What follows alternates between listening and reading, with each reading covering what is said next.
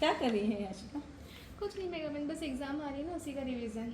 अरे तू भी ईसावास्यम पढ़ रही है? जी। तो मैं भी ईसावास्यम ही पढ़ रही थी। तो चलिए ना साथ में बैठ के पढ़ते चलो हैं। साथ में बैठ के पढ़ते हैं। ठीक है।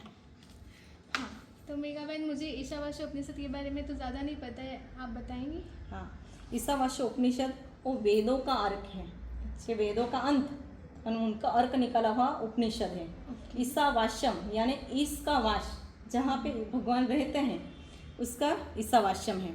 तो ये हमारे जीवन में बहुत ही उपयोगी है। जैसे कहा गया है कि तेन तक्तेन भुंजिता, कि ये कैसा विरोधी लगता नहीं है कि त्याग के भोगना, अब त्याग ही करना है तो उसका भोगना क्यों?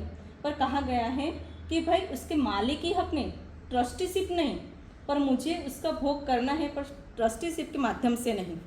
और अखंड ब्रह्मांड में भगवान का वास है, ये ईसावास्यम बताता है कि प्रकृति में भी भगवान रहते हैं। ईसावास्यम इदम सर्वम, कि भगवान सब दूर है, तो उसको मुझे उसका संतुलन बनाए रखना है। कि यहाँ पे कर्तव्य, आत्मज्ञान और वैज्ञानिक सोच के लिए अपनाया है। यह यूनिट जो है ना, सबसे पहले कह रहे धार्मिक ग्रंथ नहीं माना गया है, ये जीवन प्रबंधक माना गया है। और तूने और दूसरा श्लोक कुछ पढ़ा है? हाँ, एक ये है ना, ईशावास्यमित सर्वम, इसका अर्थ मतलब नहीं पता। हाँ, आप बताइए। इदम ईसावास्यम इदम सर्वम, अभी बता ना कि भाई भगवान शब्द प्रकृति में भी भगवान है, जड़ चेतन, जड़ में भी भगवान बैठे हैं, क्या ना, चले थी सब जो चलयमान है उसमें भी भगवान है। हम बोलते हैं कि भाई पत्थर में भी भगवान है, तो भाई जड़ प्रकृति में, सागर में, समुद्र में, वृक्ष में भगवान ही बैठे हैं। आज पाश्चात्य संस्कृति कहती है कि आपका तो ट्री गॉड भी है, पर फल जो वृक्ष है वो भी हमें सिखाता है, वृक्ष हमको छाया देता है, उनसे भी हमको मनुष्य को सीख मिलती है। तो वृक्ष में भी भगवान देखने की सोच हमारी संस्कृति रखी है। अच्छा मेगा बहन, ईशावास्य उपनिषद कितना एकदम महत्वपूर्ण विषय है ना, इसे तो हर विद्यार्थी को अध्ययन करना ही चाहिए। हाँ, उसमें नैतिक मूल्य और आध्यात्मिक, भौतिक सभी ज्ञान यहाँ पे मिलता है। जैसे कहा गया है कि ईश्वर की सर्वव्यापकता, ईसावास्यम इदम सर्वम, समग्र सृष्टि में ईश्वर का वास है। त्याग पूर्वक भोगना, तेन तक्तेन भुंजिता, त्याग पूर्वक भोगी संभव है।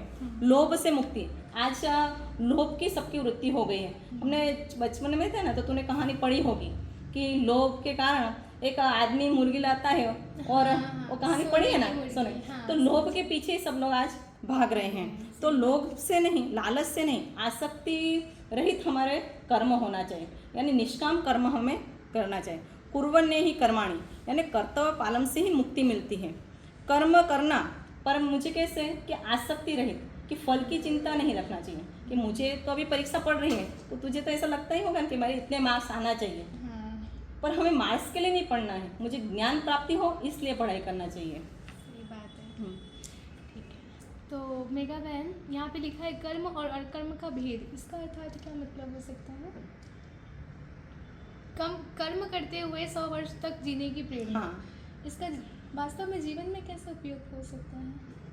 कि जैसे 100 वर्ष तक तो हम जीते ही हैं, ठीक है, भगवान ने तो आयु भी बढ़ा दी है। अब तो काफ़ी लोग लोभ के कारण 80 वर्ष में चले जाते हैं, 60 वर्ष में चले जाते हैं। कि तो लोभ, मतलब आप समझिए कि लोभ जो है वो वास्तव में एक ऐसी क्रिया है जो लोगों को अपनी तरफ प्रेरित करता है। लोग संतुष्ट नहीं हैं, तो क्या ईशावास्य उपनिषद ये भी सिखाती है कि इस लोभ को कैसे हटाना चाहिए? तो मनुष्य ने लोभ नहीं करना चाहिए, ये बात सिखाता है। और कर्म करना है, फल की आशा नहीं रखना है। और जिजीविषा ऐसे रखना चाहिए कि 100 साल तक मैं जीऊँ। जीवदे शरदशतम, नंदामि शरदशतम, मोदामि शरदशम, ये हमारी वेदों की घोषणा है कि मैं जीऊँ। पर कैसे? सत्कर्म करते करते मैं जीऊँ। विद्या और अविद्या प्राप्ति करना, यानी विद्या ने अभी जो हम पढ़ रहे हैं वैज्ञानिक टेक्नोलॉजी, वो तो करना है, उसके साथ में सही ज्ञान की भी प्राप्ति करना है। विद्या अविद्या का भेद यहाँ पे सिखाता है। आत्मा की अमरता हमको यहाँ पे सिखाता है कि आत्मा कभी मरती नहीं है। तो मुझे शरीर के लिए नहीं, पर मुझे मेरी आत्मा के लिए, जैसे हम कहते हैं कि आज तो आत्महत्या करते हैं, पर अगर मैं विचार करूं तो मरता तो कौन है? देह मरता है, आत्मा तो मरती नहीं है। गीता में भी कहा है। तो भाई मरता कौन है? तो देह मरता है, पर अंदर जो भगवान बैठा है मैं उसको भी मार रही हूँ, इसलिए आत्महत्या कहा गया है। तो ऐसी बहुत सी बातें हमको ईसावास्यम बताती हैं। मेगा बहन, एक लाइन मिली है जो मुझे बहुत ही अच्छी लगी। ये लिखा, यह भाग्य भोग विद्यार्थियों का सिखाता है कैसे त्याग, संतुलन, कर्तव्य और आत्मज्ञान को वैज्ञानिक सोच के साथ अपनाया जा सकता है। तो ईशावास्य उपनिषद विद्यार्थियों को भी देखा जाए तो कितनी संदेश देता है।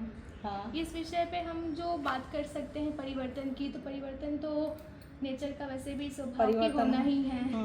तो ईशावास्य उपनिषद बहुत कुछ सिखाता है, मुझे ऐसा लगता है। ईसावास्यम जीवन में बहुत कुछ हमको सिखाता है।